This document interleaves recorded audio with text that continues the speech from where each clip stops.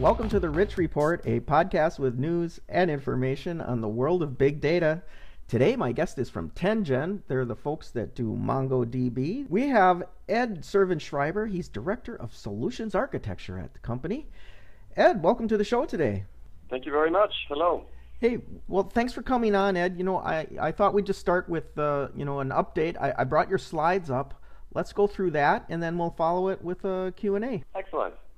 So what I'd like to talk about today is our new version that came out today, version 2.2, which has all kinds of great, exciting features. So in terms of evolutions of our product here, we had version 1.8 last year in March, which introduced journaling, sharding, and replica sets, which really gave great robustness in terms of high availability to our product. Version 2.0 that came out last September really gave great enhancements on the index and provided authentication for users in a sharded cluster, and basically polishing up the replica set functionality, and a lot of improvements on concurrency to make sure that the global write lock was less of an issue for customers. With version 2.2, we're really putting a turbo on a lot of these. So we have vastly improved concurrency. Instead, we no longer have a global write lock. Now we have a database level lock. So it means you can have massive improvements in parallelism. We also allow much more interesting deployments on multi-data center deployments, where you can have a cluster that is spread across the world and keep locality of data in ways that make a lot of sense and are very useful for our worldwide customers.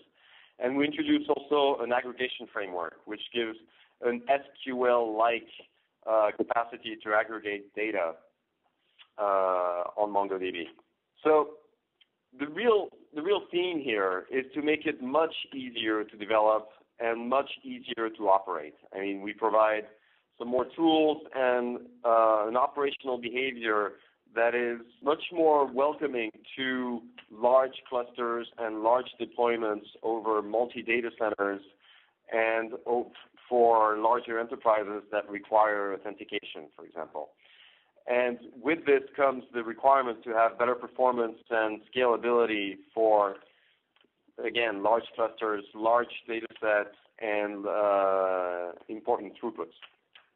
So the key capabilities really is multi-data center deployments, a new aggregation framework, which means that you no longer have to rely on MapReduce to do simple aggregations like grouping by getting an average over certain groups of data. Greatly improved concurrency. We'll talk a bit more about that. And that's the main themes, but there are 600 new features and improvements that are minor compared to these, but that make a great difference for those who need them, such as time to live collections, for example, where data is is designed to survive in that collection only a certain amount of time. All kinds of improvements in queries, better support for Windows, better usage of heterogeneous hardware, and reduced fragmentation in the storage mechanism. So what is the point of the aggregation framework, right? So far, you could either have queries from the query language in your program, or you could use MapReduce. And this is our MapReduce framework based on JavaScript. Now with version 2.2, we improve on that space, where between programming your queries in your application and MapReduce, you can use the aggregation framework, which is not going to be based on a JavaScript engine. It's written in C++, and it's part of the database engine. It has much better concurrency, and it is at least an order of magnitude more efficient than the MapReduce code would be. And it's also much simpler to write because it's much simpler to get your head around the aggregation framework when you come from SQL-like databases. And on the other end, we have the Hadoop connector, which allows you also to essentially use MongoData as an input to a Hadoop cluster for really in-depth aggregations. The aggregation framework really enables real-time queries on operational data, It makes it much easier to use and has much better performance than MapReduce. You can use it in your code, and you can parallelize also a lot of your queries. It has, operators that will be familiar when you come from the SQL world. I mean, project is the operator to return the indicators that you want. Group is the equivalent of group by. Match is the equivalent of a where clause, really. Limit is limiting the output. Skip is skipping the lines. Unwind is the big difference. This is how we deal with arrays, right? Because this is a document-oriented database. Arrays do not have a natural fit to SQL. So unwind allows you to take an array and make a bunch of documents for each element of the array, and allows us then to aggregate according to the result and sort. And there are all kinds of new expressions. They are part of the query language, and it is what you would expect from a reasonable query language. It has, in all likelihood, what you need. And it functions like the pipes in Unix. So you basically have each operator, and it pipes to the next operator, so you can line them up together and have several group bys lined up together. It makes it extremely convenient to run the very natural queries, such as averaging, such as counting, summing, and aligning them so that you get the answers you wish for to observe and understand the data that you have in Mongo. Multi-data center deployments. This is what is the need here. The need is to really have a much more control over the organization of data by locality, right? And suppose, for example, you have users across the world and your application is deployed across several data centers across the world. You want to make sure that if users in Asia basically get to operate the data, right, from Asia, and that users in America get to use the data center in America, and same thing for Europe. So here we can tag servers according to where they are and control replication according to these tags so that you can make sure the data is durable in terms of, before you get acknowledgement, how many and which data centers it's replicated to, and also the tag-aware sharding to make sure that any particular data object has a home that is appropriate so that you have much faster latency and reliable latency for access on reads and writes to this. That means you can have location-based policy, and it improves performance greatly. It means that even if you deploy across the world, everyone is going to have low latency and fast performance. And it allows you also to control things like the retention policy. You wouldn't want health records, for example, to leave the geography in which they are recorded for legal reasons. And you can have heterogeneous hardware tailored to different data types. There could be, some documents which are appropriate with very powerful hardware, and other documents and query patterns that are appropriate for much lower performance hardware. The improved performance and concurrency. This is a massive improvement in version 2.2. In up to version 2.0, there was a global write lock on a per node. So whenever you wrote on a Mongo node, it was basically locking that node to make the write. And in version 2.2, we have great improvements so that if you have several databases within a node, you can write concurrently to these different databases. We also have improved our policy for yielding the locks, so that basically when an operation realizes that it's going to hold a lock a long time because it has to reach disk, it systematically yields that lock to make sure that other things can happen on the database until the information is in RAM, and then it basically proceeds with the write. So this allows the database to be vastly more reliable and performant in its throughput by making sure that writes can be concurrent and always efficient when they're locking. This is a basic graph of how much to quantify the improvement, right? When we have massive write loads, if you compare version 1.8, 2.0, and 2.1, which was the development version of 2.2. So the yellow line here is really version 2.2. Essentially, it means if you write to different databases, it's going to be totally concurrent, and you can keep an extremely reliable read load while you're writing. So the mix of reads and writes now is much smoother. The big user benefits of version 2.2 is faster and more predictable throughputs. You do not need to worry now whether you have lots of reads or whether you have lots of writes. The mix of reads and writes now is going to be handled in a much more graceful manner by MongoDB. Greatly improved replication and shard balancing to make it ready for these very large deployments and that require multi-data centers, that require much more control over the locality of data, and that demand SLAs on the query return.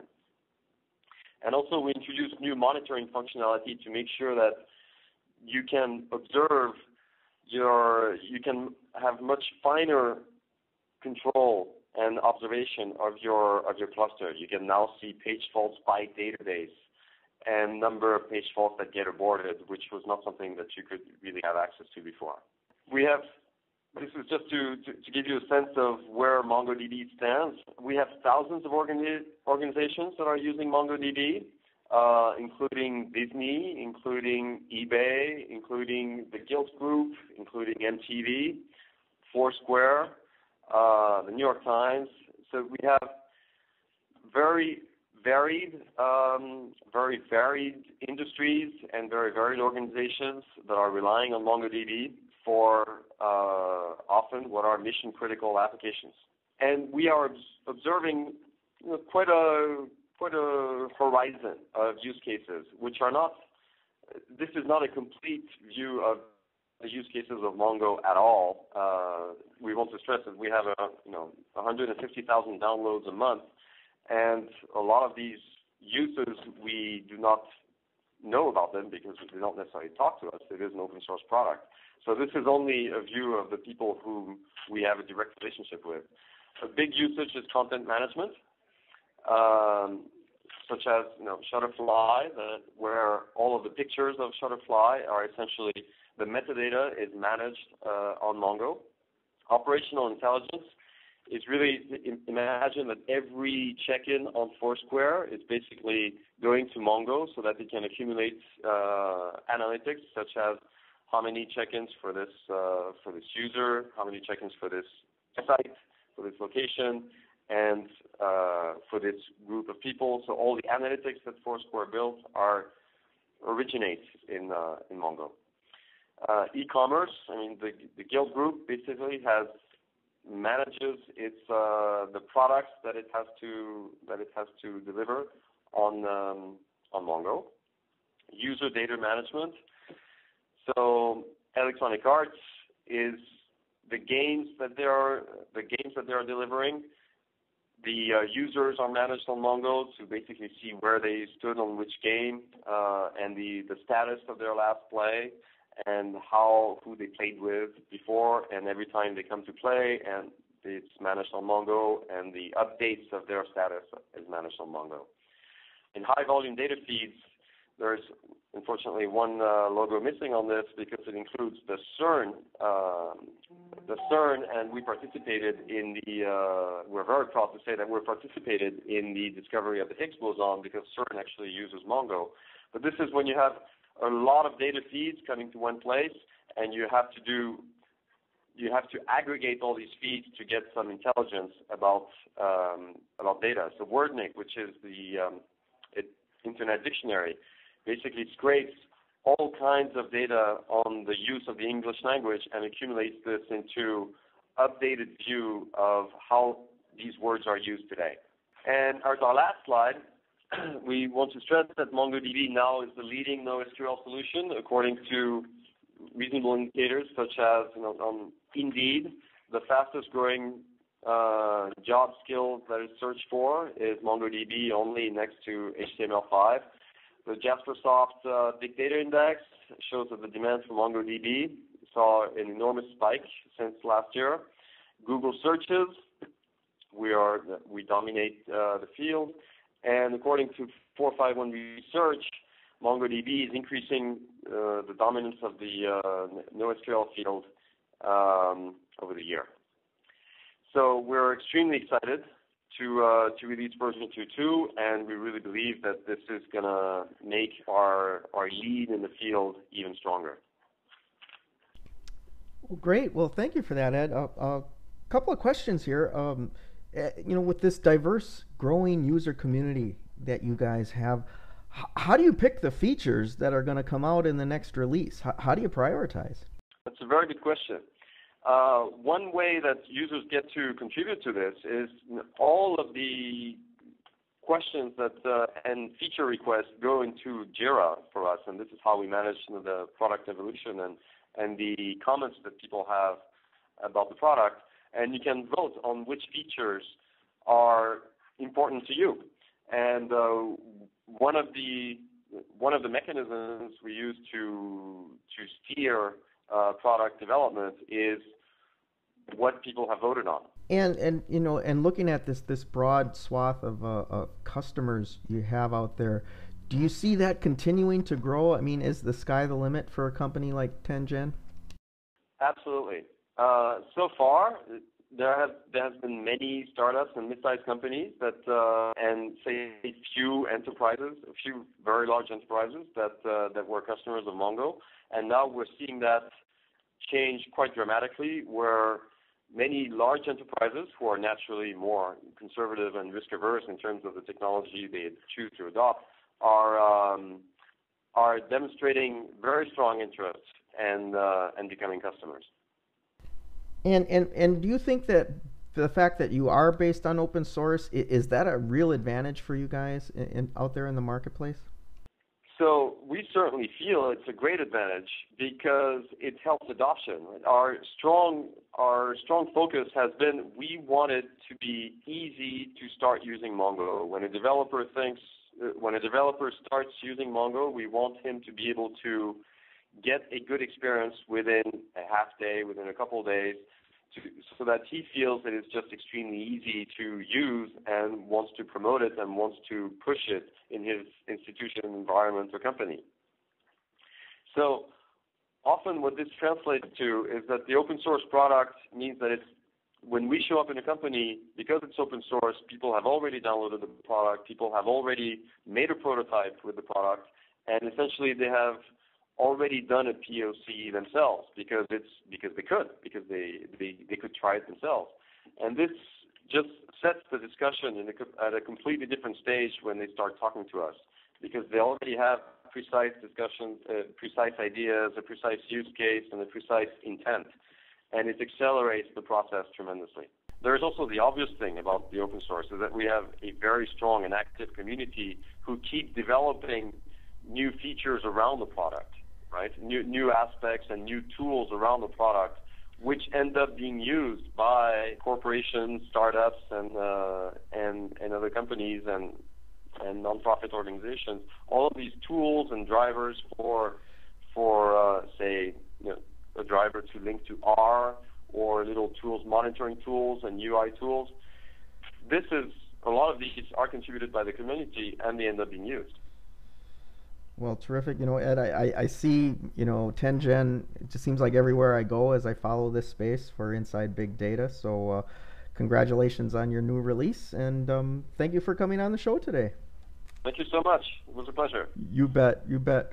Okay, folks, that's it for the Rich Report. Stay tuned for more news and information on the world of big data.